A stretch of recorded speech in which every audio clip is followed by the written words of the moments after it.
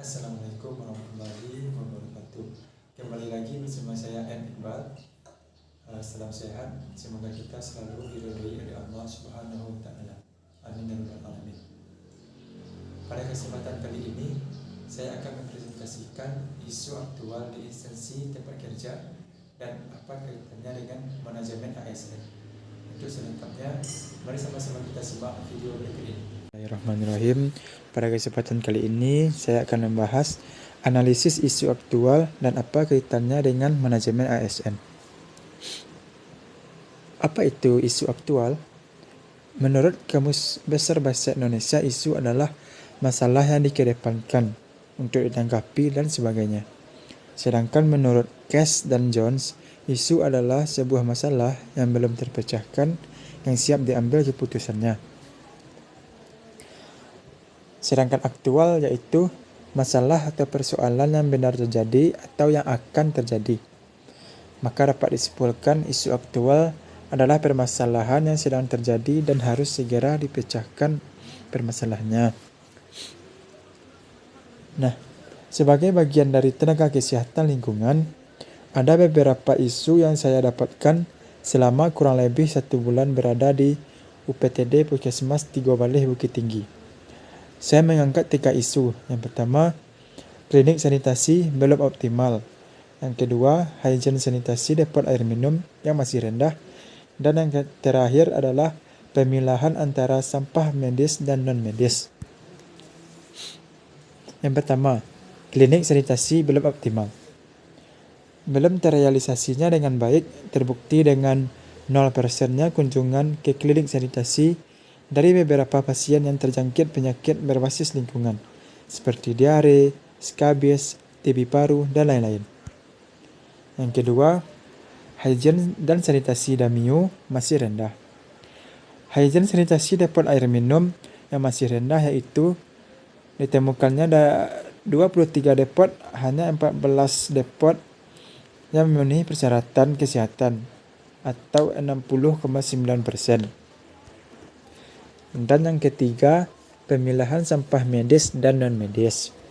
Berdasarkan pengamatan, sewaktu membuang sampah medis untuk disimpan di cold storage, masih ditemukannya sampah yang tidak sesuai pada tempatnya. Yang saya dapati yaitu di ruangan IGD dan poli gigi. Teknik yang saya gunakan yaitu USG, urgency, seriousness, dan growth. Yang pertama, urgensi, yaitu dilihat dari tersedianya waktu apakah isu tersebut mendesak untuk segera diselesaikan. Yang kedua, seriousness, yaitu tingkat keseriusan atau seberapa serius isu tersebut perlu dibahas, berkaitan dengan akibat yang timbul apabila terjadi penundaan dalam pemecahan isu tersebut. Dan yang ketiga yaitu growth, yaitu tingkat perkembangan isu atau apakah isu tersebut akan berkembang sedemikian rupa sehingga sulit untuk dicegah dampak buruknya apabila isu tersebut dibiarkan. Di sini dapat kita lihat tabel dari teknik USG itu poin tertinggi adalah klinik sanitasi belum optimal dengan jumlah poin 12, maka dijadikan prioritas pertama.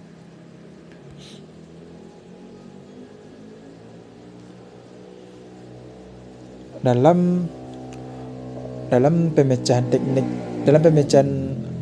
isu tersebut dapat kita gunakan salah satunya adalah teknik fishbone dengan memperhatikan sebab dan akibat dari permasalahan yang terjadi. Yang pertama kita lihat dari faktor lingkungan, yaitu masih rendahnya pengetahuan, sikap dan tindakan masyarakat dalam menjaga hygiene sanitasi. Sedangkan dari sumber daya manusianya, kurang terjalinnya komunikasi antara tenaga sanitarian dengan dokter, bidan untuk merujuk pasien dengan penyakit berbasis lingkungan ke klinik sanitasi.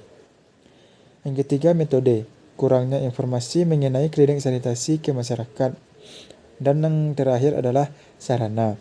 Masih kurangnya informasi terkait penyakit berbasis lingkungan seperti media, brosur, leaflet, dan lain-lain. Maka dari 4 faktor tersebut, mengakibatkan klinik sanitasi belum berjalan secara optimal. Nah, apa dampak yang akan terjadi apabila isu tidak segera diselesaikan? Yang pertama, masyarakat mudah terserang penyakit berbasis lingkungan seperti diare, ispa, skabis, TB paru, DBD, malaria, dan lain-lain. Yang kedua, menurunnya produktivitas masyarakat. Yang ketiga, mudah menyebar dan berkembangnya faktor atau binatang pengganggu yang dapat menyebarkan virus seperti virus denggi atau virus pes, leptospirosis, dari berkembang biaknya tikus. Yang terakhir adalah tidak adanya perbaikan kesehatan lingkungan karena tidak berjalannya aktivitas inspeksi lingkungan dan intervensi lingkungan. Maka dari itu, penyelesaian isu yang dapat dilakukan adalah membuat jadwal harian untuk klinik sanitasi. Yang kedua, menjalin komunikasi antara dokter, perawat atau bidan dengan tenaga sanitarian. Dan yang terakhir, menyebarkan leaflet dan brosur tentang penyakit berbasis lingkungan. Manajemen ASN. Manajemen ASN yaitu pengelolaan ASN untuk menghasilkan ASN yang profesional, memiliki nilai dasar, etika profesi, bebas dari intervensi politik, bersih dari praktek korupsi, kolusi, dan nepotisme. Manajemen ASN antara lain: yang pertama, penyusunan dan penetapan kebutuhan; yang kedua, pengadaan; yang ketiga, pangkat dan jabatan; yang keempat, pengembangan karir; yang kelima, pola karir; yang keenam, promosi; yang ketujuh, mutasi; yang kedelapan, perlindungan; yang kesembilan, jaminan pensiun dan jaminan hari tua; ke-10, disiplin; yang ke-11, penggajian dan tunjangan; dan yang terakhir yaitu penilaian kinerja.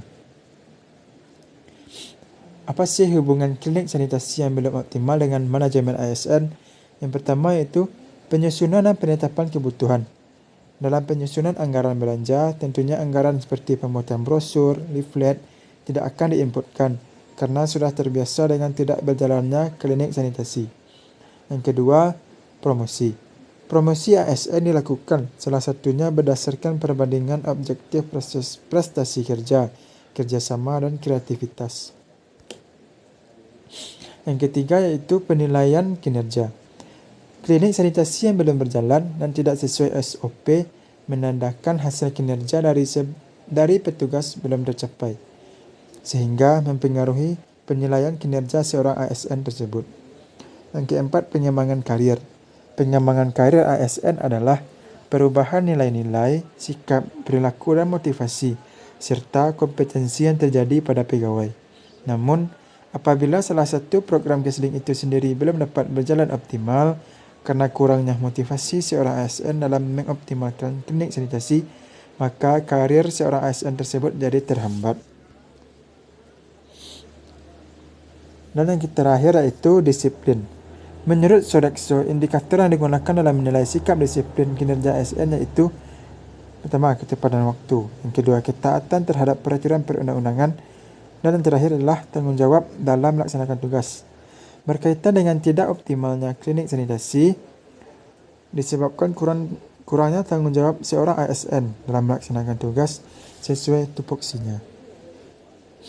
Nah, sekian hasil presentasi saya. Mohon maaf atas segala kesalahan.